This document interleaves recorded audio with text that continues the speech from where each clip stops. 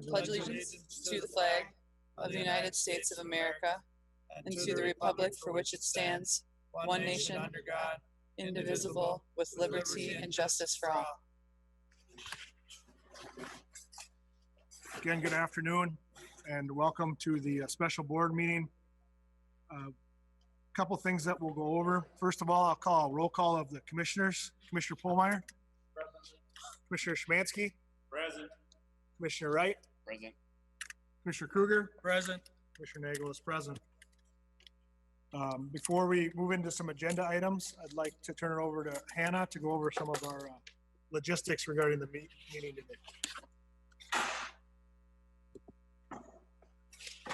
Good afternoon. My name is Hannah Choflat, and I'm the Employee Relations Director here in McLeod County. I will be, today you're going to see that the sound will be coming through my laptop. And so just so you know, I'm kind of acting as the human microphone today throughout this meeting. A couple of things as the meeting is going on for the commissioners and all that are joining via Zoom. First of all, I have you all muted, so you don't need to worry about unmuting yourself. The only need for unmuting during this meeting will be if you are joining us remotely and you are speaking, have a comment, or you are speaking for at the appropriate time. Each speaker today in the boardroom will be asked to identify themselves as best they can and say thank you when they're done speaking. The board chair is allowed to interrupt folks as needed. We will also be doing a roll call today for each of our voting moments in the meeting. You may notice for all of us that are joining remotely that there will be a little lag in between speakers today, and that is only because, like I mentioned earlier, I will be making my way through the room as the microphone. The last thing I'll note is that on the bottom of your Zoom screen, you'll see a chat icon. If you have a question, or if for some reason you're not able to hear us, you can press that chat icon and you can chat in that box, and we'll do our best to solve any issues you may be having. So thank you again for joining us today. Thank you, Hannah. And again, there may be some delays between speakers if we have to move the microphone around. Make sure you utilize the technology, the chat boxes, so that when we do get to the public comments, if you have questions, I can see that, and staff here will try to help me pick up on that as we go. With that, I'll entertain a motion for the consideration of agenda items.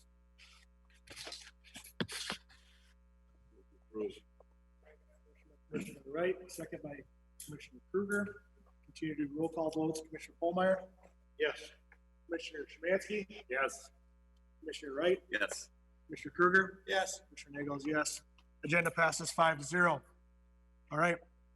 On to the discussion of the abatement of property taxes due to the COVID-19. Connie, you have the floor. Thank you, Hannah. So I'd like to start off with sharing with you some results of a survey of last week from the Association of Minnesota Counties.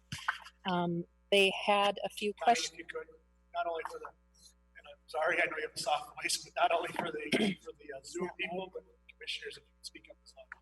Okay, so they did have a few questions. The questions were, has your county implemented property tax relief measures?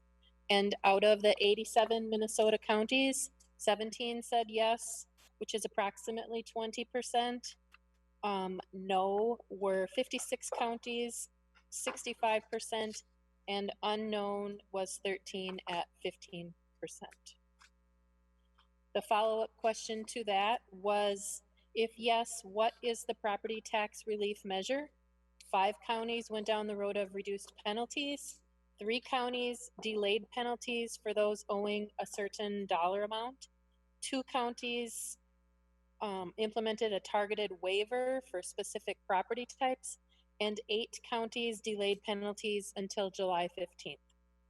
Roughly half of the responding counties said they have not determined a solution and are not likely implementing property tax relief. Yesterday, AMC released an email informing that the House Tax Committee Chair, Paul Marquardt, says there will be no state mandate for property tax relief forthcoming. So that means nothing from the state. It's up to the individual counties, which is actually why we're here today. So we are here to provide the forum for discussion of the possible abatement of penalty to the May 15th property taxes due to the COVID-19 pandemic. Let's review what can and cannot be done with the property tax payments and penalties. The county cannot delay the May 15th due date for property taxes. Perception may be that the due date has changed if there is no penalty. However, that is not true. I would encourage all taxpayers who are able to afford their taxes by May 15th to do so in order to keep the settlement dollars as close to normal for the taxing authorities. Pursuant to Minnesota Statute 279.01, the county board may, with the concurrence of the county treasurer, abate penalty for late payment of property taxes if it is found and determined the penalty is unjust and unreasonable. Pursuant to Minnesota Statute 375.192, the county board may grant the reduction or abatement of penalty on applications received and approved by the county auditor and county treasurer. The county does not need approval from other taxing authorities to abate penalty. We want to hear input from those entities before making a decision on possible property tax relief, as we realize there are varying cash flow capabilities. So with that, I'd like to give the McLeod County collections to date are $4,358,459, which is about 14.5% of the total expected that we would have received last year at this time. Escrowed and direct pay counts, which would not be included in property tax relief, include approximately 23% of the expected total. So with that, total collections to date are estimated at 37.5%. We are getting our property taxes in. Of course, normally after May 1st, the collections are heavier, and with the bulk coming the final week that the taxes are due. I guess I just have one more thing to add. If the board wants to know about the levy information. So with the total levy within the county, 47% of that is the county. 28% of that are through cities, the 9 cities. 20% of that is the schools. That's the 3 home schools that we have in McLeod County. 4% is townships, the 14 townships, and then 1% is special, so watersheds and those types. That's 5 special. Honey, what was the townships? Townships is 4%. 4%. Or, excuse me, the cities. Oh, cities is 28%. Thank you. Yes. So that concludes my presentation, and I believe next would be Colleen.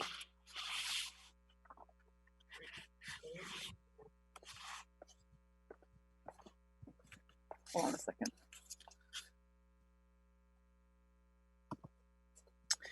Colleen, I've unmuted you if you're there. I am. This is Colleen Roback, McLeod County Finance Director. So the meeting is called to discuss the ramifications of waiving penalty on late payment of property tax payments that are coming due on May 15th, 2020. The McLeod County Board of Commissioners is seeking information from the townships, cities, school districts, and citizens to help them in making this decision. It is hard to predict how the COVID-19 pandemic has affected our McLeod County constituents. But if the impact hits as hard as the recession in 2008, we will see a shortfall in tax collections overall. The percentage of tax collected in 2008 was 89.77% of the tax that was levied for McLeod County. It took another 3 years of recovery to get up to the average tax collection percentage of 97.25%. That's what we have seen for the last several years.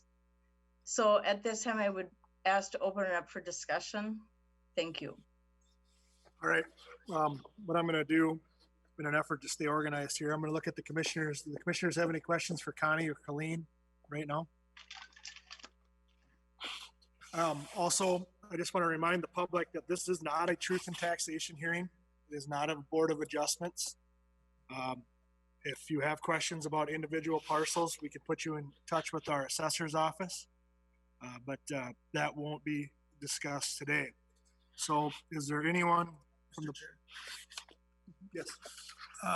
I'd just like to encourage, I'm here more to listen today. I mean, I obviously have been looking through the problems with the pandemic and the property taxes. So I encourage anyone that's either on the phone or online to speak up, because I'm really interested in hearing what the public has to say. All right. And I'm struggling with my chat feature here, so if you're seeing anything for people who would like to speak, but at this point, there is no public here at the fairgrounds with us. But if there's anybody online that would wish to address the board, this would be the appropriate time to do so. Let me just check in here. So again, this is Hannah who is managing the sound. If you have a comment you would like to make and are on a laptop or a screen, you can unmute yourself.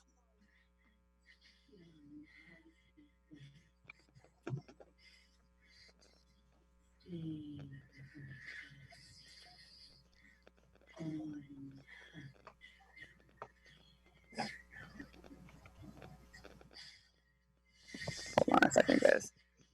I think we're...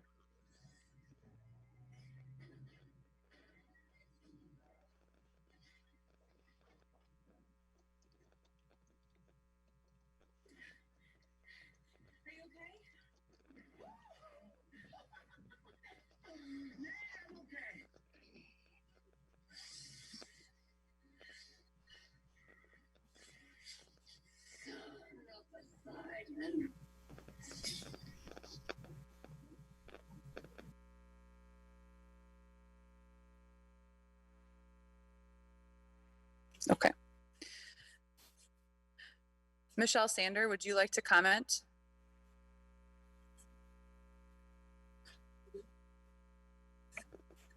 Okay, are you able to hear me? I'm trying to figure out which one she is. Okay, thank you. I didn't know who that was. Michelle, we should be able to hear you now. Okay, can everyone hear me? Coming through?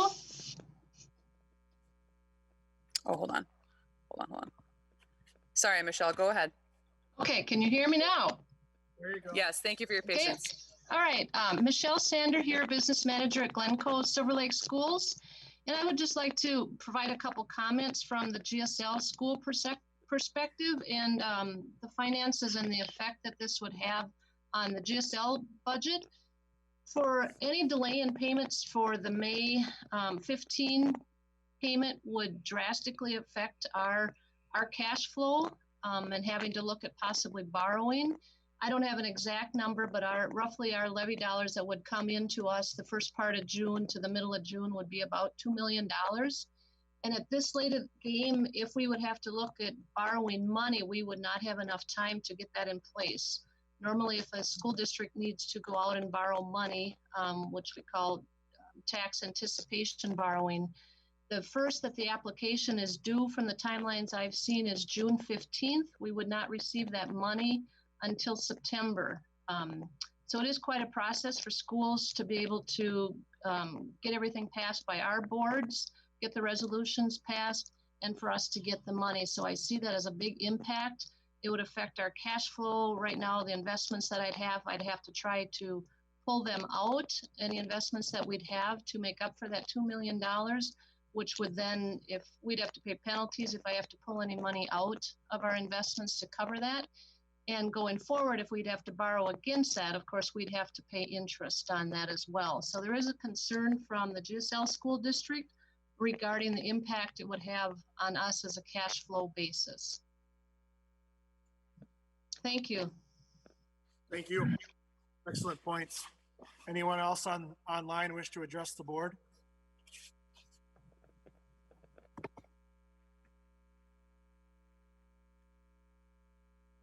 Okay. Not that I can see. All right. We're not seeing any. Please continue to, if you change your mind, continue to type in and we'll do our best to address you. All right, commissioners, the floor is ours. Anyone wish to address the issue? Commissioner Szymanski? Well, thank you, Mr. Chair. And just picking up on what Connie, our auditor treasurer, said, and our finance director, Colleen Robeck, and then with the comments from Michelle Sander, Colleen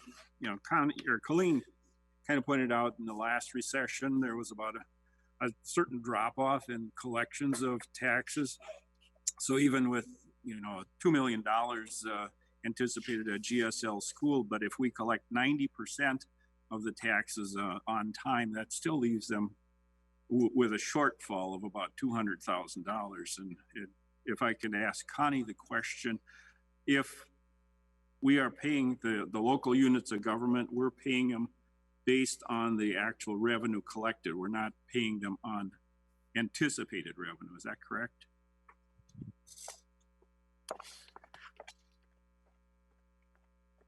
That is correct. We run the settlement dollars through actual dollars collected through tax, and those are issued out. The floor still here. Is anything to add? Sorry. Well, thank you. Just that, this is not only going to happen in one school district, but every entity that relies on the county's collection of property taxes. So, anything we can do to stimulate the taxpayers to pay on time is very important to every local government unit here. So I think we need to emphasize that. And yet I know some entities, some businesses, some personal property are going to have some difficulties paying.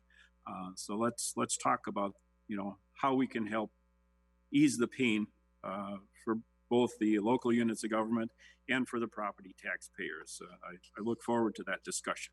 Thank you, Mr. Chair.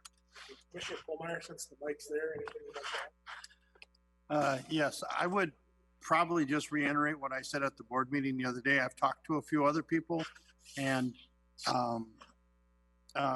it's just very difficult to change much right now in midstream.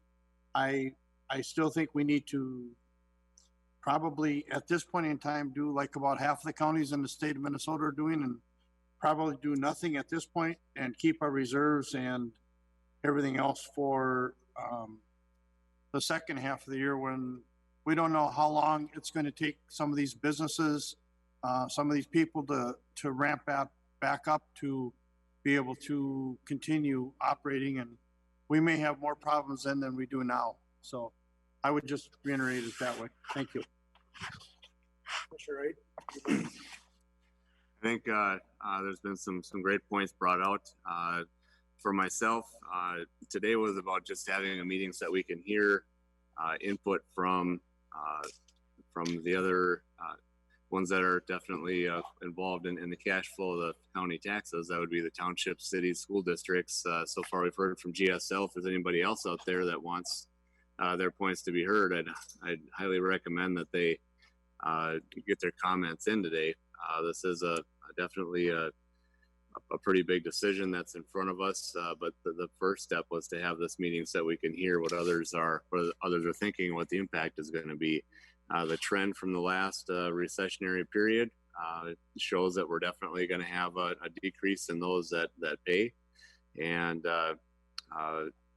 we have to figure out how we're going to most likely balance budgets and fund balances for quite some time. And this is just the beginning, and we don't know where this is going to end. And that's the hard part. So definitely over the next few minutes, encouraging anybody else who wants their thoughts to be brought before us to please hit that chat box and let us know. Commissioner Kruger? I guess my position is somewhat the same. As fast as this came on, the coronavirus pandemic, right now, I would also like to move cautiously. While I'm sympathetic to what's going on, but I think we've got to stay in it for the long haul. I mean, listening to GSL, Michelle made some really good points, and I know our townships are probably in the same boat. I mean, they have maintenance to do, and they need their money coming in, and I'd like to save our reserves too until later in the year. I'd like to see what November brings. Again, we have to worry about the economy. We got to try to do what we can to keep our small businesses open or reopen. But we also need to keep our local governments operating as well. So again, I reiterate any comments, whether I'd prefer them be made today, but I would, I'm open to phone calls as well. Thank you. We have another comment. Am I on? Yes, you are. All right, sorry. This Zoom's virtual stuff is tricky here. So thank you, Mr. Chair, for allowing me to comment again. Just wanted to mention also that I totally understand the businesses and the struggles that they're seeing with being shut down and not being able to come up with their property taxes. Again, from a school's perspective, it's a timing thing. Like, some of the commissioners have commented. We just don't have enough time if we have to relook at our cash flow and investment situations. If something needs to happen by the November, delay of the payments, that would at least give us some more time. Our other concern might be coming more from the state down the road. And Mr. Szymanski, you're probably well aware of when the state is short of money, they usually look to schools first and they start borrowing from schools. And they reduce our aid payments that we get during the current year. So that gives us kind of a double whammy when we're shortchanged on our taxes, and then the state aid is also shortchanged for us. So that's another concern down the road that we're going to have to look closely at. So again, total sympathetic for those businesses, but again, a cash flow concern for the school. Thank you. Mr. Chair, just a second. I have a couple questions for Connie. I think, but I want to clarify it. Could we change the percentage of the penalty? And if so, what is the percentage today?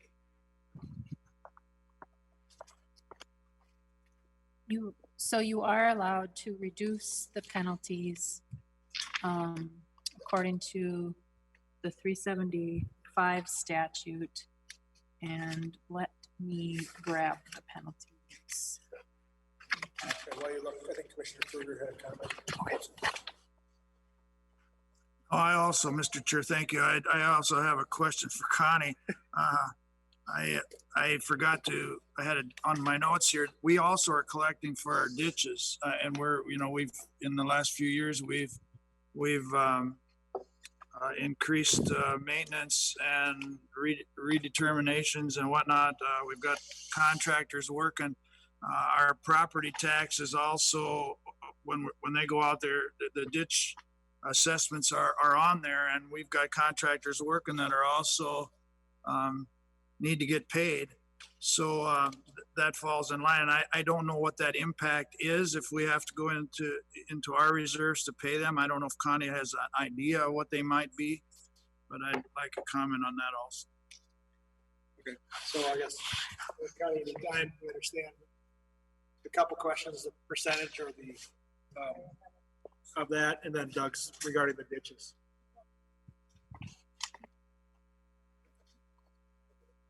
Connie, I think Ron might be able to help you on. Who's got it? So first half, May 16th is 2% up until June 1st when it's 4%, and then July 1st is 5%. So I know that some counties have done, as I stated before, the reduction of penalties. Thank you. Ron? Mr. Chair, and thank you, Connie, for the information on the penalties. I did bring my property tax statement along that illustrates the penalties on the reverse side as well. Yeah, and the rates that we heard from Connie are for the homesteads and seasonal recreational property. The 2% till from May 16th to June 1st, and then so forth. the bigger concern I have is for the non-homestead property, the ag land, the businesses and so forth, that the penalties are much higher. What I read on the back of my tax statement is non-homestead is 4% from May 16th to June 1st, 8% on June 1st, 9% on July 1st, 10% August 1st. And it's, you know, the penalties are pretty stiff. And that's why I want us to consider, you know, what we can do overall for the county itself. Thank you.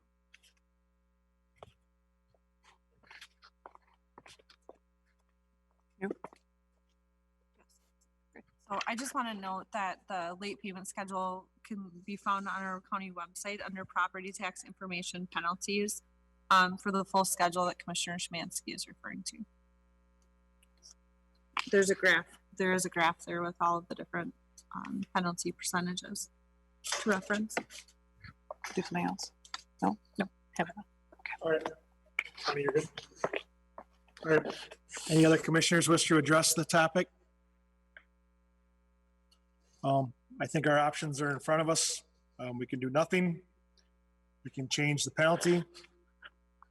We can change the date when the penalty is implemented. Or we can table this till May 5th at our next board meeting and make our decisions there.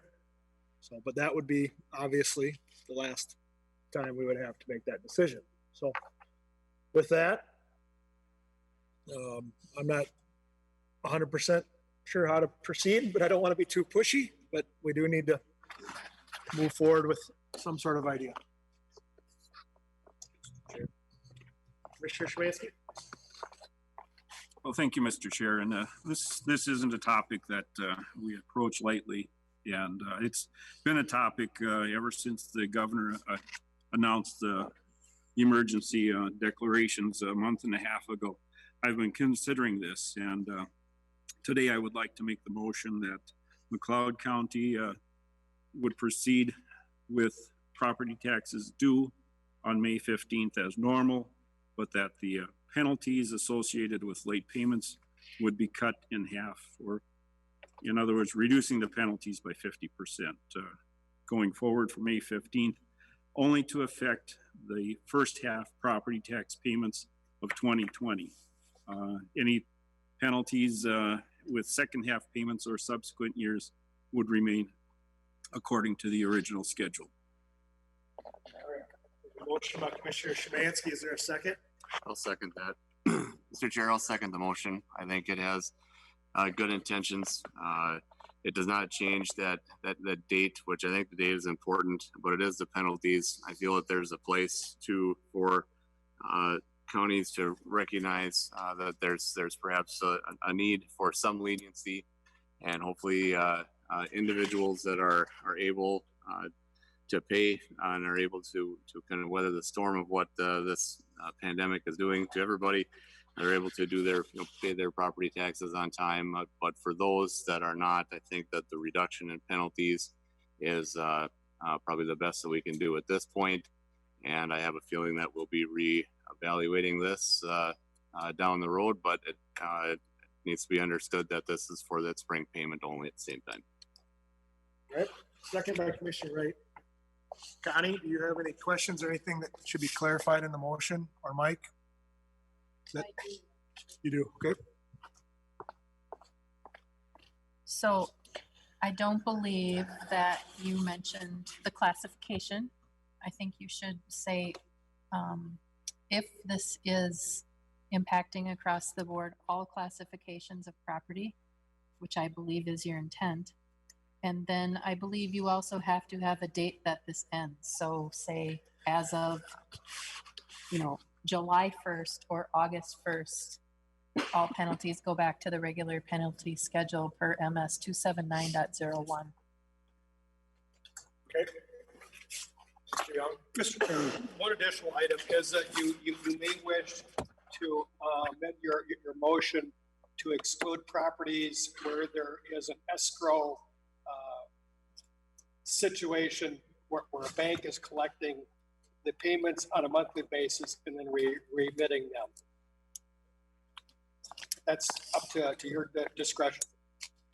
I believe, is that under statute also? That how that escrow, or that's something?